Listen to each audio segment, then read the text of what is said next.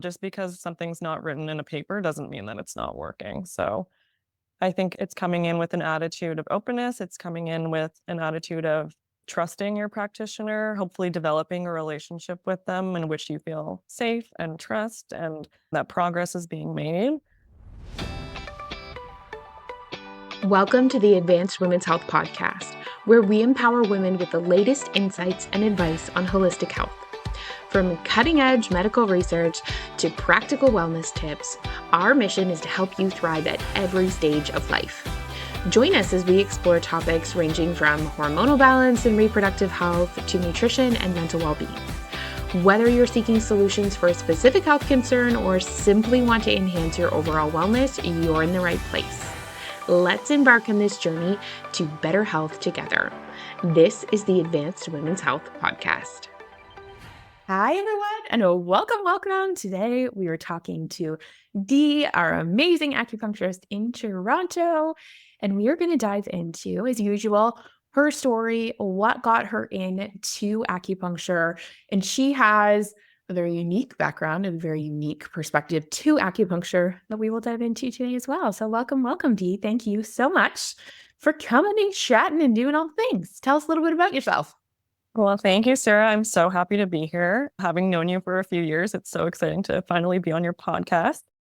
Like you said, I'm an acupuncturist and I'm also a registered holistic nutritionist. So I work with acupuncture, I work with nutrition, and then I'm also working with other traditional Chinese medicine modalities. So things like cupping and gua sha and a form of body work called Tui Na. And then I also help people with mindset stuff. So strategies like journaling, meditation. I really work under a holistic umbrella, much like naturopathic doctors. I'm looking at every aspect of someone's life during my treatments. Very cool. So we actually got to know each other through the nutrition piece, which is Yes, always so much fun, right? Like you came in, did your placement, then we worked together in that context, and then to see you go through into into acupuncture. And in my mind, it's the perfect pairing totally. because you have been forced, you work with me, you've been forced to understand so much of both worlds now, right? Like you can understand insulin resistance and you can understand estrogen and progesterone and how those things work from a dietary standpoint, but then you also bring in, from a traditional Chinese medicine perspective, the dampness and the Yes. deficiency states and all of that kind of stuff. So how does that roll out in the context of your treatments now? Because it's been something I've been excited about for patients for a very long time, Mhm. but I'm really excited for you to kind of walk people through what that looks like. Totally. Well, it's so interesting because being able to have the Western perspective on it and the Eastern perspective on it is that when patients come to me with things like irregular menstrual cycles or PCOS, I can understand not only what's going on like physiologically, biologically, metabolically. Through our work together, I learned so much about things like insulin resistance and estrogen dominance and all these things. But I can also tie in what's going on from an Eastern perspective, like what's going on with yin and yang, qi and blood. And we can do our treatments in the treatment room. We can do the acupuncture, the cupping, whatever it might be.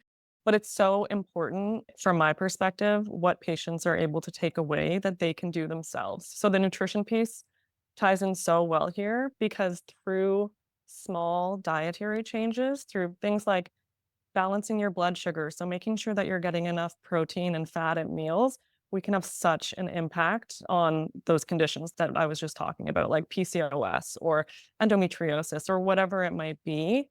Having the patient feel like, okay, I can go home and make these small changes and have such a huge impact on whatever they might be going through, I think is really important, and I think it's something that really sets me apart as an acupuncturist because 'cause I'm doing both the Western and the Eastern, and I think it's an empowering process for anyone who's struggling with some aspect of their health. Absolutely. And I think that's what I love is acupuncture is a very evidence-based modality. There is a ton of research on acupuncture, which I think people don't realize. But Totally. foundationally, first and foremost, acupuncture is energetic. Yes. And women's reproductive health is energetic. And you can put research behind energetics, which is like the coolest. I'm like I am absolutely the most woo-woo researcher anyone will ever meet in their whole life. Like, Yeah, I am like, there's like crystals and energies all up in my life. But that's what beautiful. I love about the way you're talking about things is you're like, Mm, we can put you in a very physiological box and have a physiological understanding of what needs to happen and use an evidence-based lens to the treatment of that with acupuncture and diet and blah, blah, blah. But yeah, foundationally, in my treatment room, we're working with the energetics of who you are and the yes. energetics of that condition. And I think that blend is what we're missing in women's health in a Mm, huge way. yeah, I can see that for sure. I think there's such power in being in a space, whether you're with a naturopathic doctor or an acupuncturist or a nutritionist, and being in the energy of, "Hey, I hear you. I see what you're going through. I'm supporting you." Even the energetics of that is so different, I think, than women have been treated by other people in the medical industry. It's like the energetics of just, like, the presence Yeah. is so important and so foundational to Chinese medicine, like, going from a stress state to a parasympathetic state, so you're feeling, like, relaxed while the needles are in, like, Yeah. even that is so foundational to the medicine. Totally. And again, that's the energy, right? So the stress state, that fight, flight, fawn, those responses, right? And then we have parasympathetic as rest and digest, but it's also receive. Mm, Right? Like, I think that there's something really important about a parasympathetic state and that state of receiving. yes, And when you're getting acupuncture, when you're getting these treatments, there is that need to allow things to move through, right? yes. And to allow the allow it to work, right? Yeah, And I think there's an energetic component to that too, which is so important. And yeah, I could go on forever, but I yeah. think that blend is absolutely critical to women's health. Yeah. And the more open you are to it, like I see this all the time with patients is that they'll come in and maybe they're a little skeptical because, acupuncture is a little woo woo, as you said. Like the energetics of it is not fully understood by science. I mean, it's beginning to be understood by science and it is absolutely an evidence based medicine. But I see it all the time with clients where they come in and they're a little skeptical, but then the more that they open themselves up to the energetics of the medicine, the more healing happens. It's often like it skyrockets in terms of the effects that are like the benefits that they see through the medicine. Yeah, absolutely. And it's so for me, like I became passionate about acupuncture because I used acupuncture so much. Like Right. acupuncture has been a huge part of my digestive health recovery. It's been a huge part of endo treatment success for me.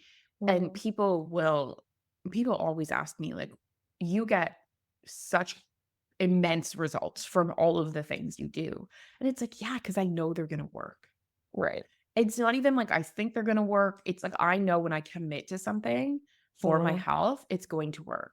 Yeah. Acupuncture is going to help. It's going to, and I think that is, you're right. Like it's such an important understanding because even if you're like, if we think about it, just from parasympathetic, sympathetic state, if you're lying there and you're like, this isn't going to work, why the hell am I here? What's going on?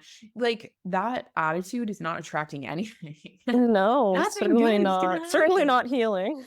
Exactly, Yeah. exactly. So you're right. It's like just going in open and being available to all of the changes that are going to happen, because it is those changes are amazing, like and evidence based, as Yeah. we both say. It's so much fun to watch researchers try to research, like energetic. Like you Yeah. see the research papers, and it's like this works, and we don't know why. Yeah.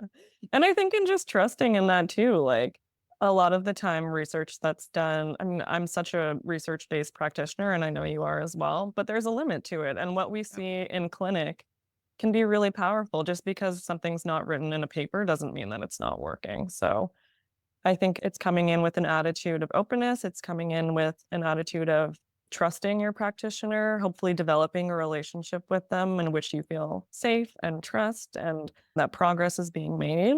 Yeah. And as you said, just opening yourself to it and seeing what can come from it. Yeah, love that. So I want to talk a little bit about some of the other modalities you mentioned, because a lot of people here have gonna heard of acupuncture. Yeah. I think cupping is one that we've seen a lot, but how it works. And do you say Tui Na? Is that how you pronounce Yes. it? Yeah, Tui Na. I would love you to talk about those two modalities a little bit because Sure. I think Steph will probably get into the gua sha piece. She Yeah, loves her some cosmetic. But totally. those two things are not something we hear about a lot. So walk us through what those are, how they're working, what situations you would use them, which situations they might not be best indicated for. So yeah, walk me through that. Yeah, for sure. I'll start with cupping because I feel like it's a little bit more popular right now. I think it was like Michael Phelps, who was a swimmer, and he like really popularized Yeah, cupping. it was So the thank you, Olympics. Michael. Everyone was like, Yeah. well, he got hit by an What is this? octopus. Yeah. Yeah. So cupping is the practice of using either glass or silicone or sometimes bamboo cups. We place them on the body and then either using like suction with our hands or heat. So we put a little bit of heat in the cup and it suctions the skin into the cup, which sounds a little weird, but it's essentially it's I love how you moving. avoided saying fire.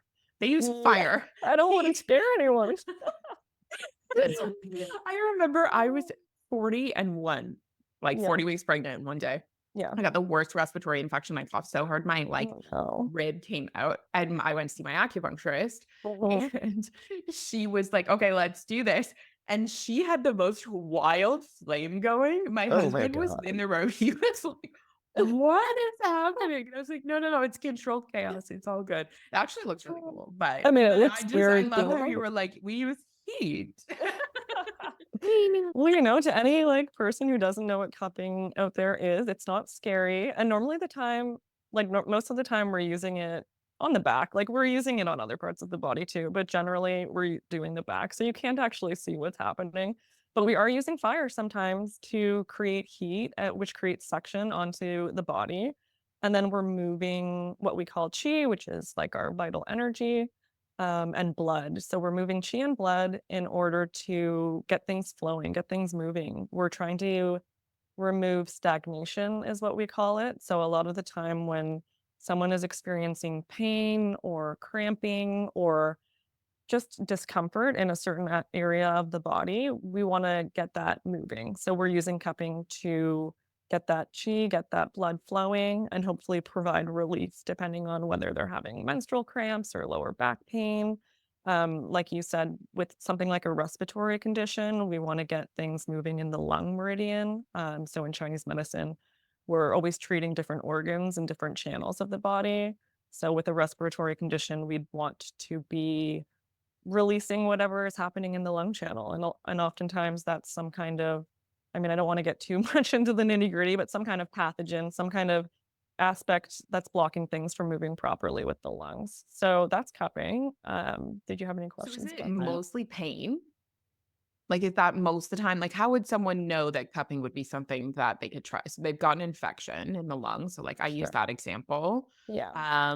Michael Phelps, she's the example of pain. Yeah.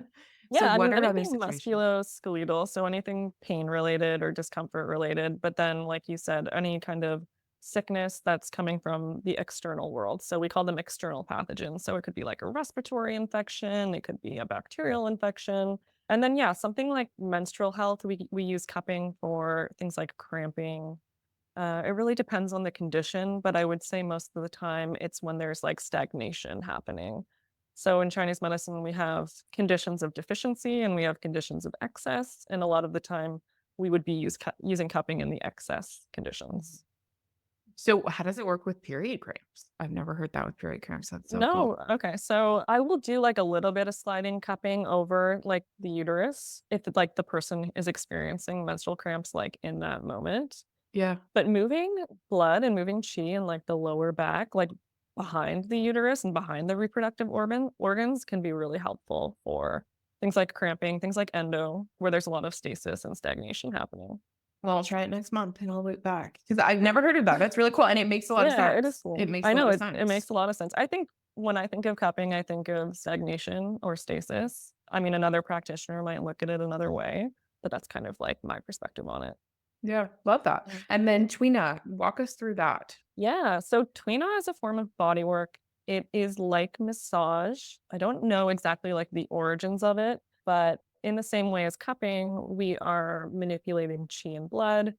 But kind of what I like about Tui Na is that it also has a really strong benefit to the more deficient conditions. So we can work on like soothing the nervous system with like really gentle touch and really gentle techniques. I'm trying to think of something to compare it to. It's like a bit of a mix between like massage and like osteo almost. We're working on the channels and we're working on the organs. And so, depending on what you're struggling with, we would be either like trying to calm the nervous system or trying to expel some kind of thing, trying to disperse a stagnation. Yeah, but it can be really gentle or it can be a little bit more aggressive, just depending on what the person's going through. And I just find it a nice like top up to the acupuncture experience. Like you're also getting a nice little bit of body work, which everybody loves. So when I was pregnant with Benjamin, my oldest, Mhm. my acupuncturist did Tui Na and in Mhm. addition to acupuncture with treatments. Mhm. And like I gave that woman a mortgage payment. I was there like 2 to 3 times a week. Oh I my was like, god. honestly, I think I was like 32 weeks on. I was just like, yes, Do you I'm know all about this. do you know what she was doing exactly? Like where she was working on your body? It depended. It Yeah. depended. She would Yeah. do tongue and pulse. And then lots of like kidney work, lots of spleen work, lots of Yeah. again that kind of building the body up in preparation for delivery. But it was really cool Yeah. to experience and I always felt amazing after those Yeah. things. So it's again, if you're trying to describe it, you're right. It's tricky to describe because you get that benefit of it's not like deep tissue massage. It's different. You know what I It mean? is It's different. yeah, you're right in that it's I wanted to know how you described it because I was Well, like, as it's someone who's almost had it done, energized I was like, bra. what's happening? Like, how do you describe those? I mean, I think it's different because we're working on the meridians and Yeah. we're working on like the TCM organs. So an RMT or an osteo or whatever might not necessarily be looking at it from that lens. But if I was like working on, say, like something for digestion, like I'd be working on the spleen channel and I'd be working on the stomach channel and the large intestine. And I think that differentiates it a little bit from like traditional massage. Yeah, totally. Yeah. And do you do that alongside acupuncture, like with the needles in? Do you do it before and after? Like, what do you tend to do? Yeah, I'd say most of the time, if I'm working on the back, I'll incorporate a little Tui Na, like, Yeah. just before I put the needles in, but sometimes I like to put the needles in if it's a front treatment, and then I'll do, like, a little Tui Na on the feet or on the scalp or on the hands for, like, 5 to 10 minutes just to get things moving, and yeah, I think it's just, like, a really nice like, I think people like to be touched, so it's, like, a nice kind of add-on that makes people feel held and grounded and supported. Yeah, and I think honestly, coming out of the pandemic, it's like Mhm. so many people are isolated and lonely and they don't get that like oxytocin hug impact, Yeah. right? Mhm. And so massage, like I throughout the pandemic, I referred it for massage constantly, like constantly, and talked about acupuncture and like all of those physical modalities because I was seeing my patients virtually. Mm. Right? And I think there's just some things you're right, like so grounding and so like it just humanizes your experience. Telemedicine's great. I love doing it. It's Yeah. convenient. But I think when it comes to medical, like feeling medicalized, you know what I mean? Mm. There's Yeah. nothing quite like having contact with a person to pull away from that, to not just feel like you're a medical number, right? Yeah. To 100%. really get that experience. So yeah, I love that you're incorporating that. It's so like I said, if anyone here is pregnant, might I recommend? Yes, absolutely. Yeah, And it's nice in because this for much people huge who are distance. afraid of needles, or like are just like wanting a little in between step between being Yeah. afraid of needles and then being open to acupuncture, I think Tui Na and cupping are like a great starting place too. And I think sometimes people don't think about that too, which is a really good Oh. point that to go for an acupuncture appointment, you don't have to get needles, Mm, right? Like yeah. you can access it in a different way, which I think we don't talk about enough. It's a good No, I don't blog think we post. talk about it enough either. And a There lot you of go, Dee. people There's your are blog afraid. post. Thank you. My homework from this podcast episode is to write a blog post. Love It's it. me you're talking to. There's so much we can solve. There's so many people who are afraid of needles, Yeah. and I like to remind people that it's like, A, it's so different from, like, getting your blood taken or doing any other kind of, like, medical needling, but B, we don't have to start there. We can start with some cupping, we can start with some body work, we Yeah. can move chi and blood in other ways. Yeah. Love that. Today's episode is brought to you by none other than Advanced Women's Health. If you are interested in diving in deeper to your health, if you are finally ready to feel like yourself, and you are finally over hearing everything's normal, everything's fine, and you want a deeper dive into your healthcare, then we are here to help you. We are currently helping patients in British Columbia and Ontario, Canada. But don't worry, if you're in another province, still reach out, get added to the wait list as we expand coast to coast. We cannot wait to work with you. Check out the show notes for more information on how to get started. Love that. So speaking of chi and blood and movement and all the conditions or all of the other things we're talking about, what are some of the things you love to treat? Like, how do you love to combine those modalities and combine the nutrition into practice? Like, what are the things you love Mhm. doing? I mean, I love, like, obviously, I work at a women's health clinic, so I love everything women's health. Something I've really been loving treating recently is parents. So whether it's like postpartum or even like a year out from the birthing experience, there is Yeah. so much that can be done to support parents during a very transitional, often emotional, stressful time. So working with parents to me looks a lot like supporting the nervous system, Mhm. getting them into that relaxed state, which I think Mhm. is like really hard to come by when you're feeling overstimulated by everything that I, at the time of recording, have a 4-year-old and an 18-month-old. So yeah, there you yeah, go. I know there's like loop things now that I'm like, you're calling to our souls. Because I'm like, parents now need earphones through which they can hear their children because their nervous systems are so overstimulated. Very frazzled, yes. But it's such a powerful medicine, I think, for parenthood because regardless of what happens in the treatment, you're getting an hour to lie on the table, to Yeah. have your nervous system soothed, to talk to your acupuncturist about what's going on in your life. And even that is such medicine. But yeah, there's so much we can do when it comes to nutrition in terms of helping build back the repleted stores of nutrients that's happening from breastfeeding, from stress, from, not feeding yourself properly because you're busy feeding your child. So, from a Chinese medicine perspective, we're looking at building blood. And from a Western perspective, we're looking at making sure that those nutrient stores are getting refilled as much as possible. And you're right, like, there's something so powerful to taking that time for yourself, listening to a meditation, lying on the table. Those pieces are so critical, and even, again, like, with both my kids, I love acupuncture, I don't think anyone's surprised about that, but with both of my kids, I had acupuncture pretty soon after delivery, Mhm. too. Like, with Benjamin even, I was having trouble with breastfeeding, and it was just stressful, and he wasn't sleeping, so our acupuncturist actually came to our house Oh, and treated amazing. one and myself in that first week postpartum. And it was just, again, it's just so wonderful to be taken care of, I think, too, Yes. in those moments. And especially when we talk about touch, you can feel so touched out as a parent, but it's like touch donation. You know what I Mm, mean? Like, your cup is empty because your kids are touching you, they're sleeping on you, right? right. Whereas it's not for you.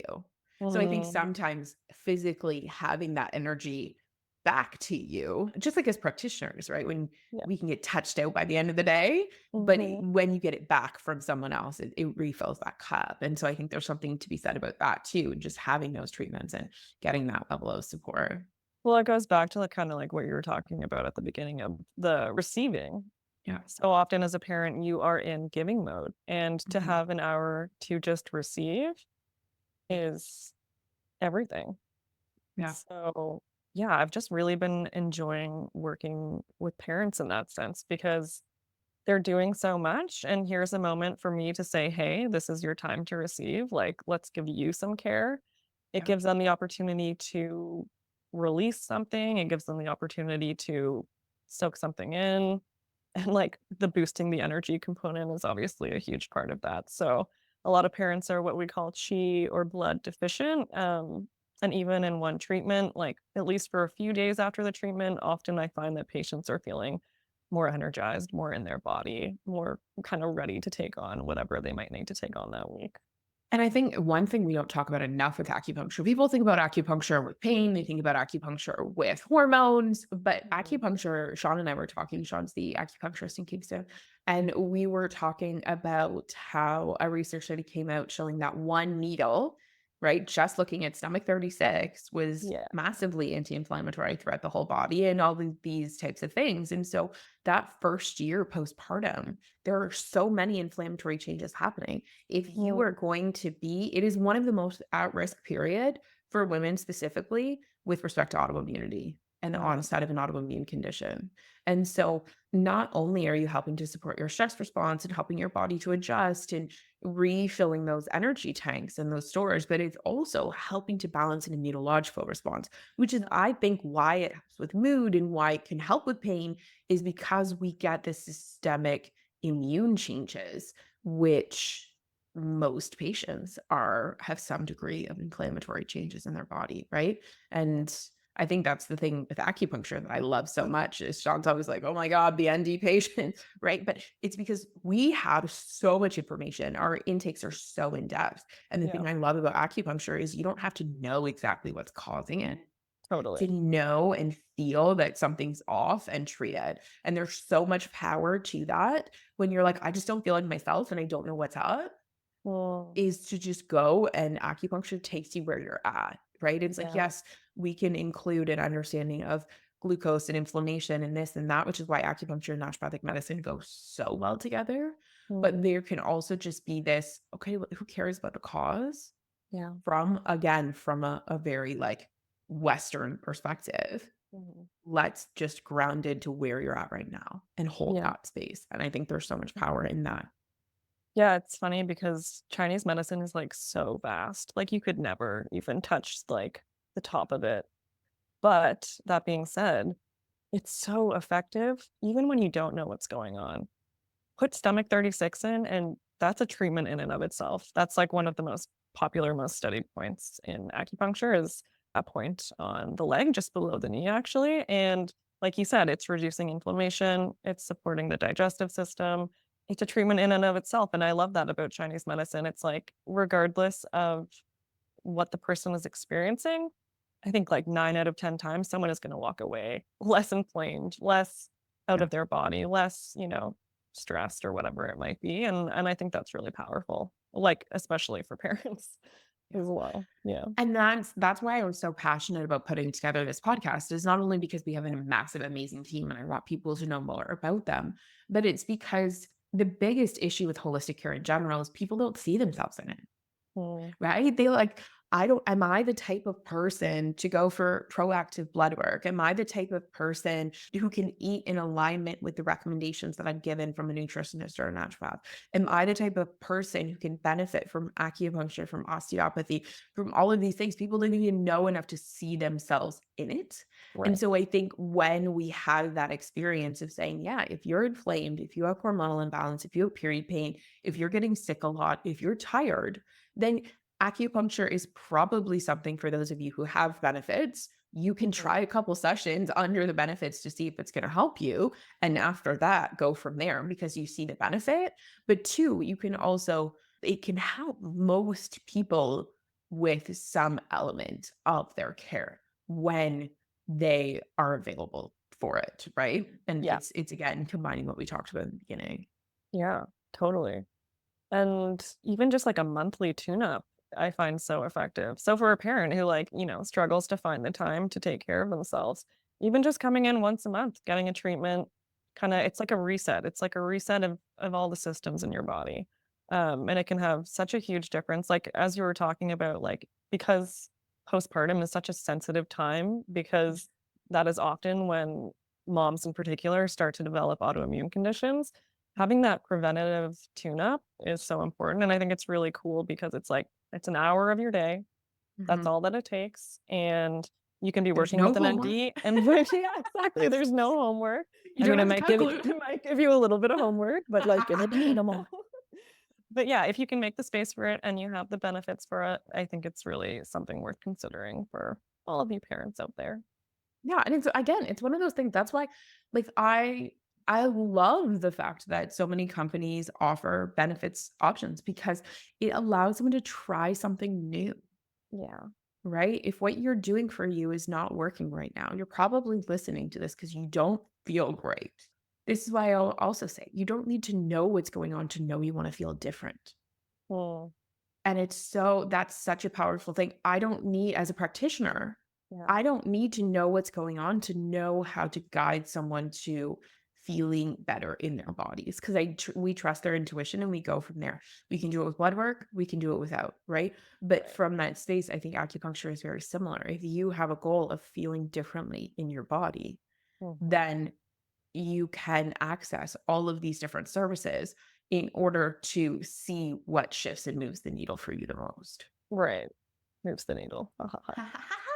Oh my God, dad joke of the day. Had to throw it in there. Yeah, I'm the funniest. Or at LOL. least me thinking I internally, at least me laughing each other. gotta love an acupuncture joke. Gotta love I a women's know. health joke. Oh my God, that was like the other. Oh, I this is not even a joke. People are gonna be. They know so much about me at this point on the podcast. So my 4-year-old is very funny and spicy. And so last night we have a fish tank, and so I said, Benjamin, did you come talk to your friends? Because he calls the fishes friends. I said, did you come talk to your friends after school? Did you come talk to your friends today? And he goes, oh, my friends at which school? Ha ha. He's like a school of fish versus school at school. I didn't explain that very well, but we just about peed our pants laughing. It That's was such a funny. dad joke with I love it school. though. I Just like, love dad joke. oh my Cute that you gosh. have a fish tank. That's Yeah. fun. Oh man. So anywho, one thing I'd So love to get into as well as we wrap this up, because I think you've shared so much immense knowledge. I'm like re-inspired well, to go. I'm Sean better do Tui Na. I'm gonna call him soon now. no Uh pressure, Sean. sorry, Sean. I know not everyone does it, so Yeah, but from that space, I would love to know what is one thing, kind of wrapping up, what's one thing that you really wish women knew about their bodies that they could carry into their day-to-day life?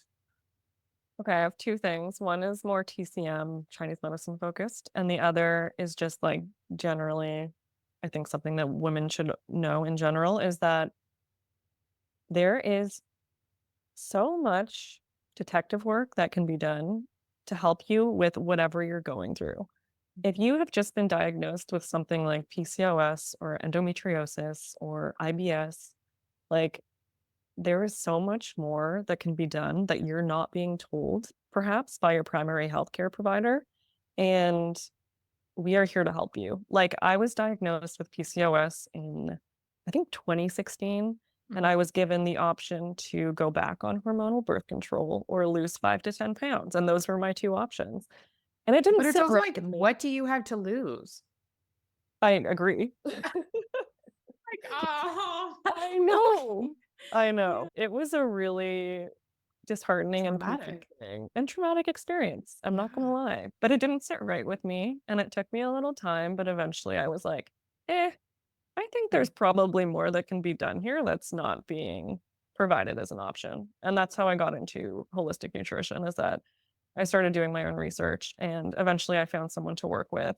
And through nutrition, I found acupuncture, Yeah. and I found an acupuncturist to work with and a naturopathic doctor to work with. And I can sit here today and tell you that I do not have any symptoms of PCOS.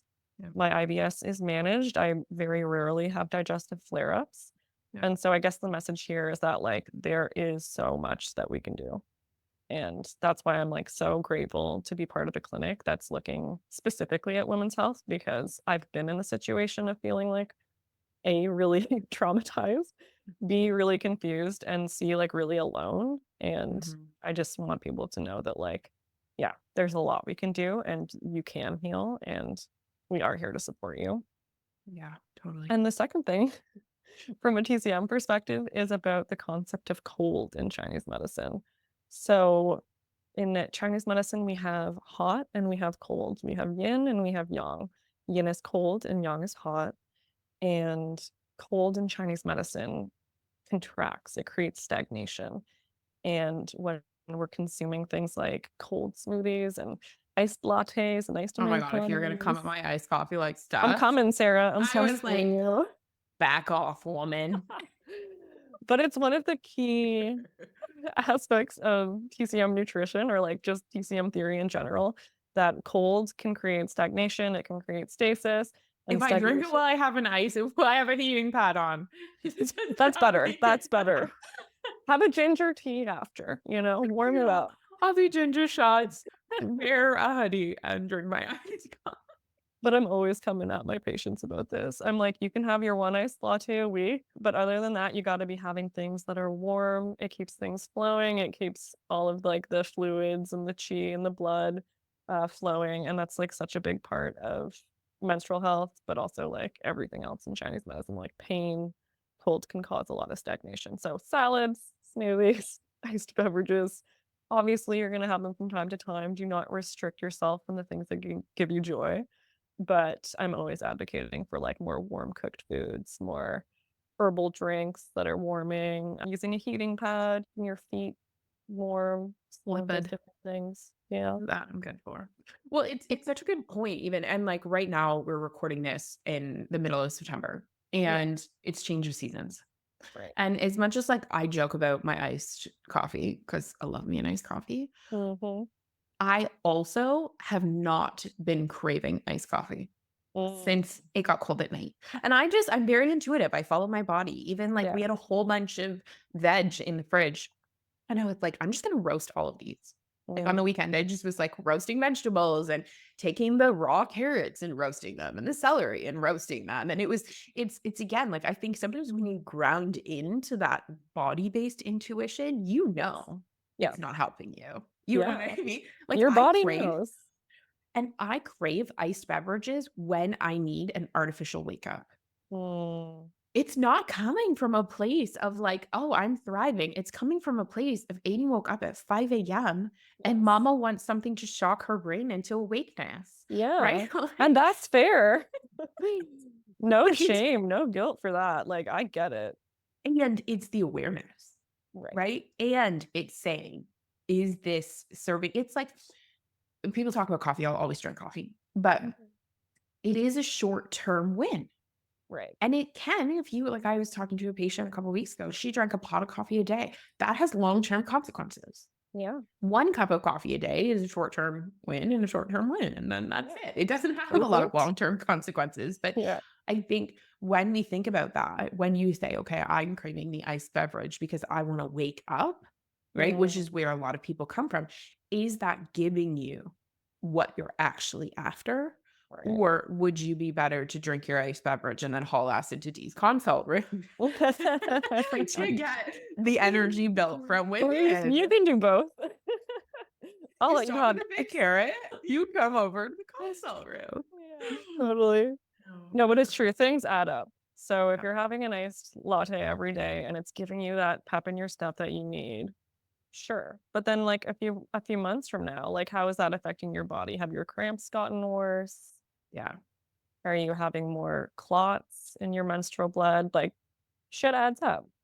Am I saying never have your iced latte again? Absolutely not. I I wouldn't do hire things her. all Don't the worry, everyone. time better. But yeah, I mean, like you said, like short-term wins, you got to think about if it's long-term helping or hindering you from seeing the results that you want to see. Love it. Very Yeah. good. Well, this is amazing. Anything else you want to wrap up with, or does that feel complete for you? I think it feels complete. Unless you have any other questions, I feel like it's been a really fun chat. No, that was amazing. And for everyone listening, if you're Yeah. local to Toronto, watch out because I'm now going to force Dee into doing Tui Na workshops and facial acu and all the things. So keep an Woohoo. eye on the events page for that because they will be coming up. So now you know, Dee. For anyone watching the video, the look on her face, she's like, this is why I know. Looking forward to all of that. Very good as usual, everyone. The booking links are in the show notes, and I will talk to you guys very, very soon. Bye. Thank you.